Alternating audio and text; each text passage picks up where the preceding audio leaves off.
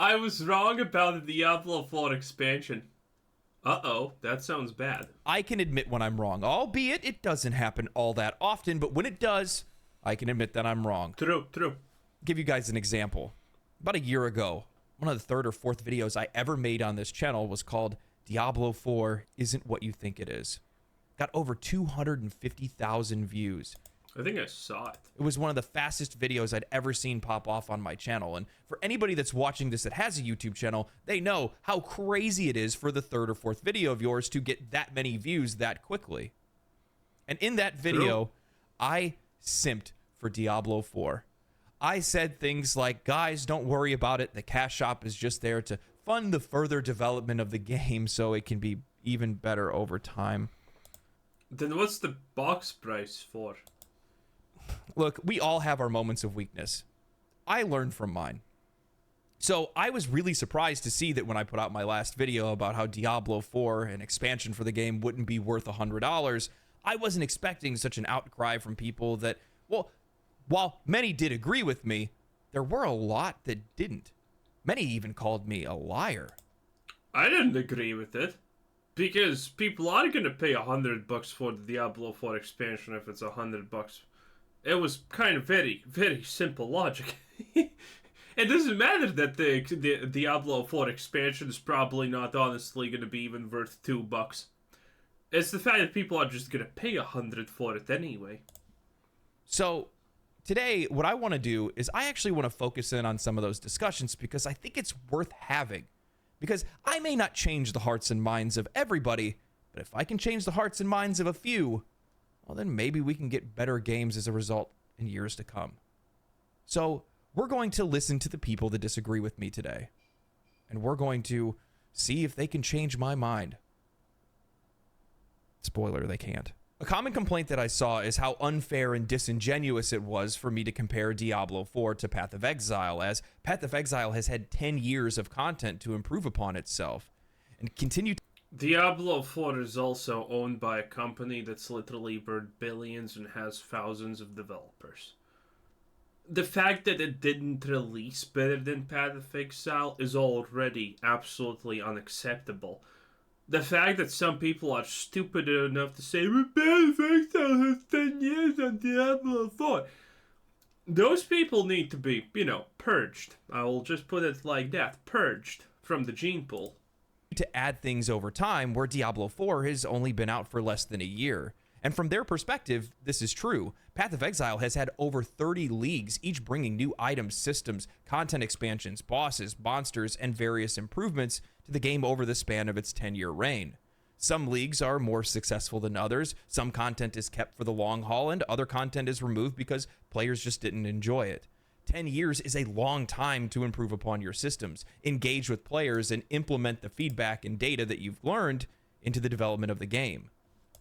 By the way, just being a basic Reign of Arrows player, disgusting. While Path of Exile isn't a game for everyone, it is the game for the players that enjoy it because of how well Path of Exile has handled its continued development and its monetization. So yes, this complaint is actually true. They are right.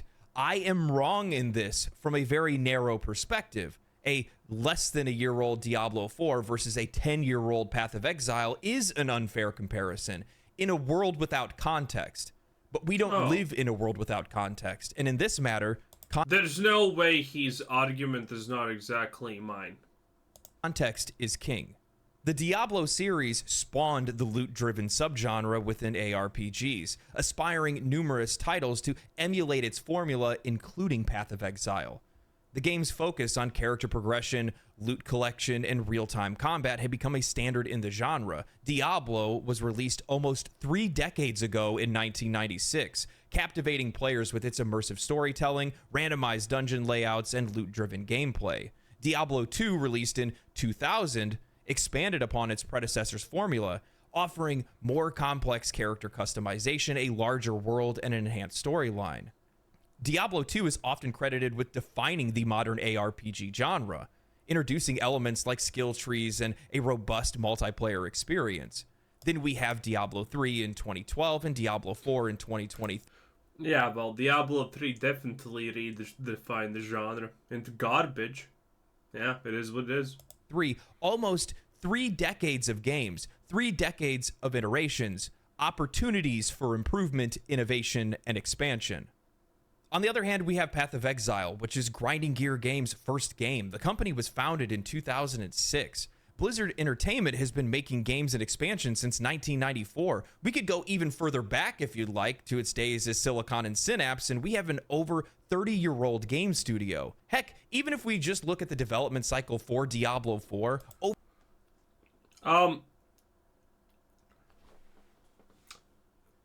Okay, this is awkward. So the argument that those people made sounds to me more like, oh, look at that. The Path of Exile has existed for 10 plus years now.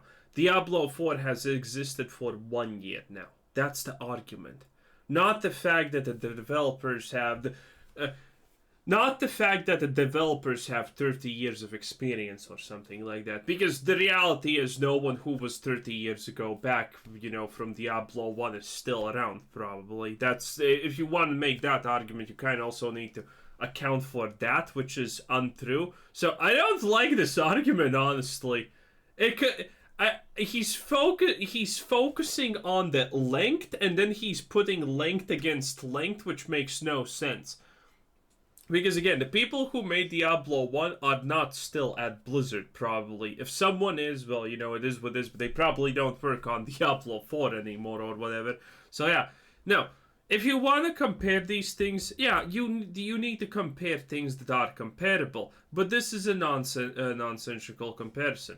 The easiest comparison that you can make here is, well, Path of Exile is a studio with like 5 people making leagues. Or something like that. It's not even comparable to how giant Blizzard is and how much resources it can pump in. And considering the amount of resources Blizzard can pump in Diablo 4, it is absolutely unacceptable that it released and was worse than Path of Exile. Because Blizzard has the resources, the knowledge, the everything to make it already default better than Path of Exile on release. But they didn't. And they're not even close to it. Over 10 years since the release of Diablo 3, Blizzard has had every opportunity to improve upon its initial formula and steal some of the best parts from its competitors' games. So now with context, I propose this question. What do we have for... Also, stealing from other games is fine in the Blizzard way, honestly, but you need to remember one thing. Blizzard's not going to steal from Path of Exile a lot of things because it doesn't make sense. Path of Exile, by definition, cannot win against Blizzard in terms of popularity, just because Path of Exile is an extremely niche, a top 1% type of player game. The people who play Path of Exile are probably the hardcore crowd that exists in this genre of game. Blizzard don't want to even touch that. Okay? So they don't have that much to steal from Path of Exile because they don't want to fight over the Path of Exile players. They want, instead of fighting over the 3 people that play Path of Exile in the grand scheme of things, they're fighting over the thousands of people who could play Diablo if it was easier than Path of Exile. That's what Blizzard's doing. For now almost 30 years of Diablo, for a 10-year development cycle for Diablo 4. We got a decent feeling RPG that looked really good. It had awesome looking cutscenes. Story was pretty decent. No loot filters, brain dead boss design, boring loot, no endgame variety, and a now deserted open world MMO light. Is it wrong of me to expect more of a $70 billion studio? Is it wrong of me to expect more, or is it unfair of me to compare when the studio we're talking about is the grandfather of the genre itself? No, it's not.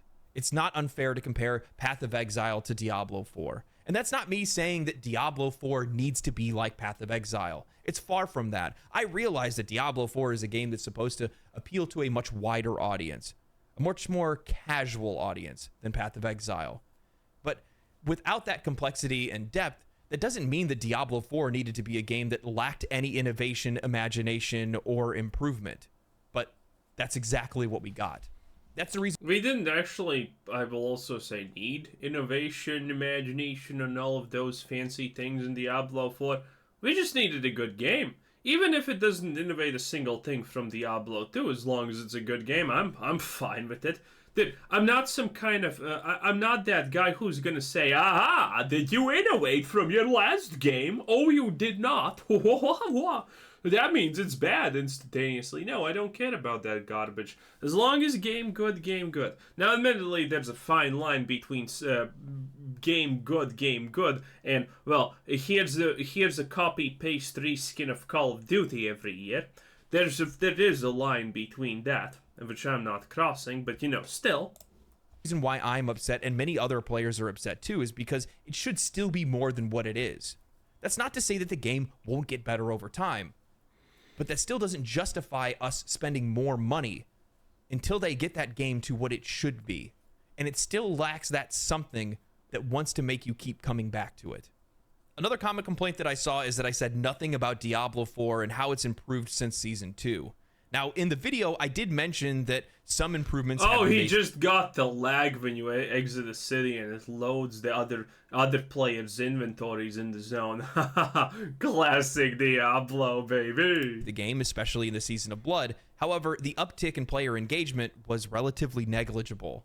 So let's go ahead and look at those improvements. New players can now skip the campaign and jump right into Season 2. Previously, players had to complete the campaign at least once to even join into a seasonal realm. All renown now carries over to new characters and seasons. Previously, we still had to go out and do renown activities to build that stuff back up and get some of those characters.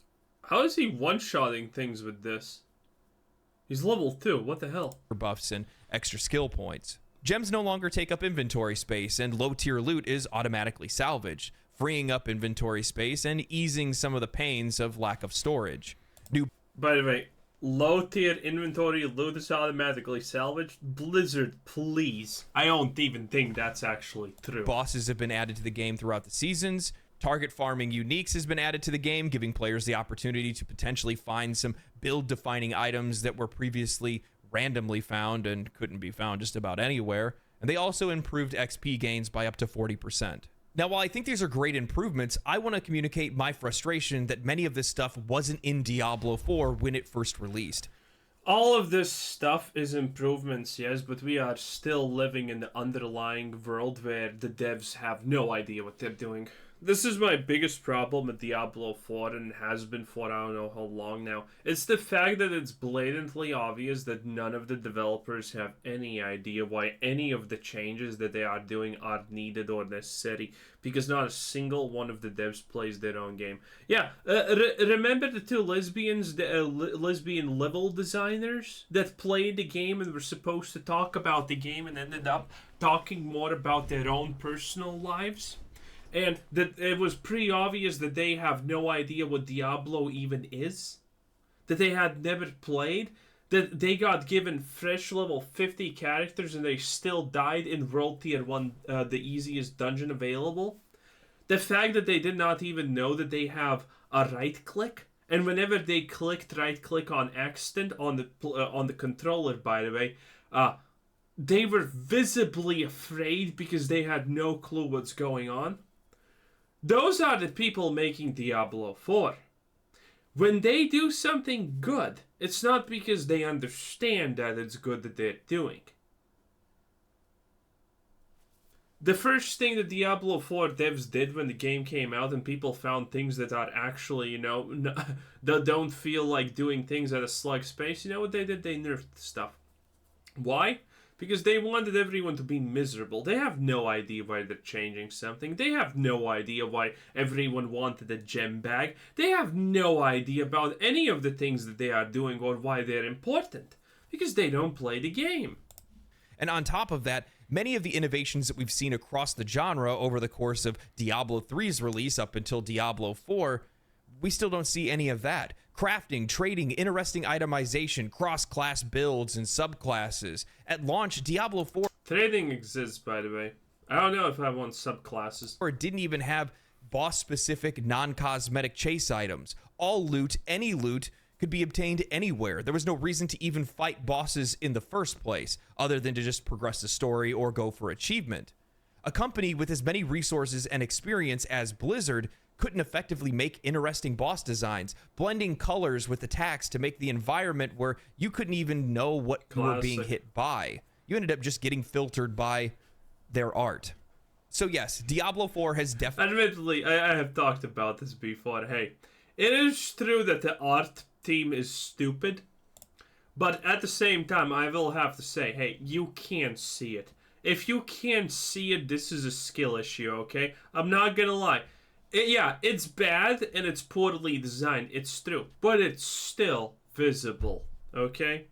So, yeah, it's a kind of double-edged sword type of argument. Yeah, it is designed badly, but it's not designed as badly as to be an excuse why you get hit by it. Oh, man. Improved over time, massively so. And I realize that there's people that want me to recognize that because they enjoy Diablo 4 as it is right now, and they're looking forward to the future of the game. They don't want me to just gloss over the fact that they have updated and fixed things over the course of the game's launch. However, the thing is that many of those improvements are common improvements that have existed in the industry since the development of Diablo 4. So none of that justifies me or many other people spending $50 to $100 on an expansion for the game. It doesn't even justify me spending money on any expansion regardless of whatever the price is. And I think this is a common issue that we see in gaming a lot. Gamers, every time that the studios start doing something that we want them to, start listening to us, even just for a minute, we start opening our wallets back up. And then the minute we do, the problems... No. I think that's obviously a problem, but the developers don't care. The people who are counting the money are not the developers, okay? The developers are just doing things, okay? And they get told to do more things by other people. The developers have no power in the gaming company. They're just people to bully for the finance department. High five, finance people. We've ruled the world. It is what it is. Go into any company, literally spit on people and have a great time because you have all the power, baby. Life's beautiful. Life is beautiful when you're in finance. Anyway. Where was I? I got carried away with lust for power as usually. Oh yeah. The only way you keep developers constantly updating the game in good ways is by harassing them almost essentially. No, I'm not saying you should do that. You should not do that. But it's effectively what you're almost supposed to do to keep developers up on their feet.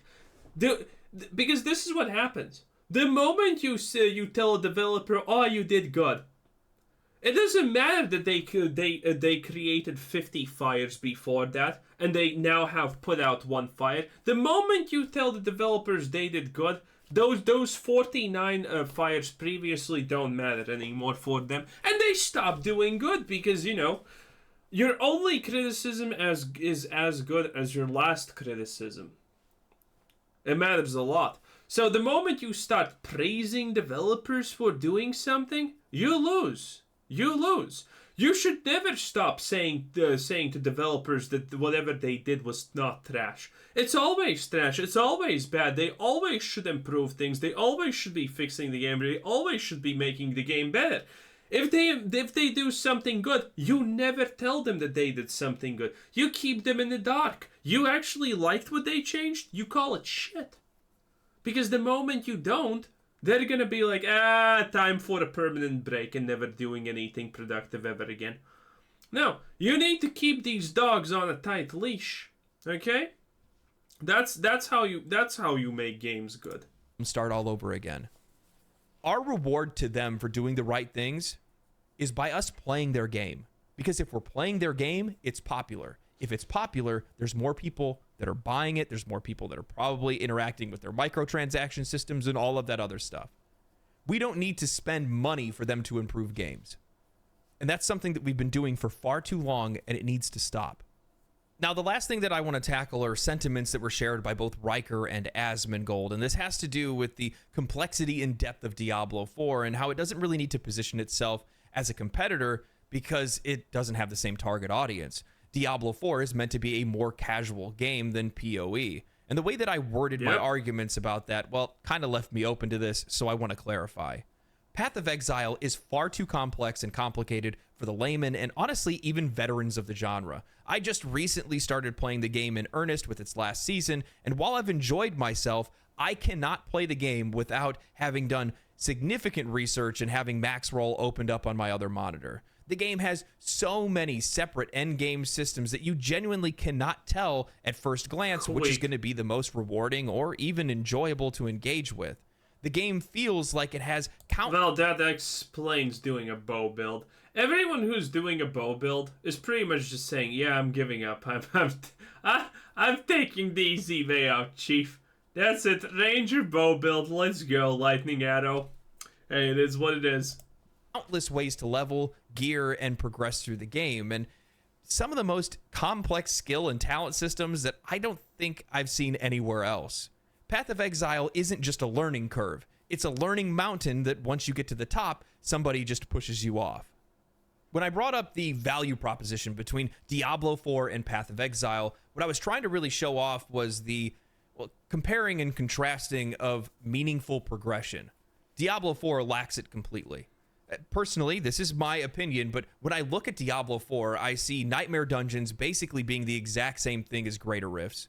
I look at the Tree of Whispers as basically just a reimagined Yes. By the way, all yes. version of the adventure mode, and the open world lacks really any thoughtful design whatsoever. At least in Path of Exile, with all the different systems that Well, the open world does look good, though. I think Diablo 4's open world, unironically, is one of the best-looking things ever. it has, there's meaning. It feels believable. All the small encampments of people and whatnot, it feels really believable. Ways to progress your character. I like it. Whether that's through the labyrinth, being able to access a more specialized tree of skills and abilities and things that you can use later, or maybe it's some of the other endgame systems. Yeah, this is what everyone who doesn't play PoE thinks. You know what's PoE's one of the biggest downfalls except its graphics? It's the fact that there's no classes, okay? If you're a veteran in PoE, you're not thinking, "Oh, I'm gonna play a witch and I'm gonna be playing a necromancer." No, you're not thinking that. You're thinking about which skill gem you're gonna be playing, which skill you're gonna be playing, and then you pick the class according to that. Because at the end of the day, not a single ascendancy class in Path of Exile is anything but just a ginormous X multiplier. That's it. No one in PoE ever picks their class because it feels unique or whatever. No, they pick the gem that they want to play with, and then they pick the class because it has the biggest multipliers. Because there is absolutely no difference between classes. Classes just are giant multipliers. If you're not new to PoE, you either know this or you're really bad at PoE. That have specific items that you can only get from doing those activities.